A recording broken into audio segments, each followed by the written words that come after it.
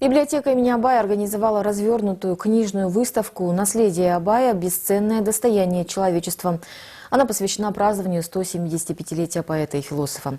Цель мероприятия – знакомство читателей с редкими книгами Абая. У посетителей появилась возможность подержать в руках те книги, которые когда-то читал сам Абай. Творчество Абая Кунанбаева – это великое наследие для сегодняшнего поколения. И когда говорят «семей», вспоминаешь невольно именно Абая Кунанбаева. 175-летие великого акына началось именно с библиотеки в нашем городе. Восточно-Казахстанская областная универсальная библиотека имени Абая основана в 1883 году. Она является одной из старейших библиотек в Казахстане. В 1902 году в ней была организована бесплатная читальня, где были выставлены книги, которые в свое время читал Абай Кунанбаев. В честь его юбилея в библиотеке организована книжная выставка. Это первая выставка, которая входит в цикл мероприятий, посвященного 175-летию Абая. Наша библиотека начинает эти мероприятия, мы горды этим. И, конечно, наша библиотека, являясь с таким большим историческим прошлым, она имеет в своем фонде богатейшее наследие Абая. Это книги, которые читал Абай, книги, написанные Абаем.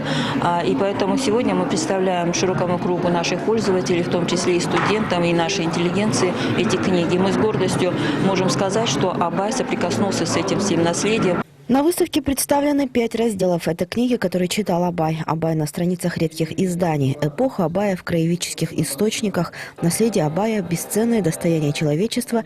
И наследие Абая на языках мира. На выставку были приглашены интеллигенция города, ученые, профессоры и студенты. Молодые люди отмечают, что горды тем, что являются земляками великого поэта. Сенбе жұртқа тұрса да қанша мақтап, әуретеді ішіне қулық сақтап. Өзіне сен өзіңді алып шығар, еңбегін мен ақылын екі жақтап. Абай кітапханасына келіп, Абай атамыз... Сегодня в библиотеке Абая мы увидели различные книги Абая Кунанбаева. Для нас это большая честь, потому что у нас появилась возможность подержать в своих руках те книги, которые когда-то он сам читал.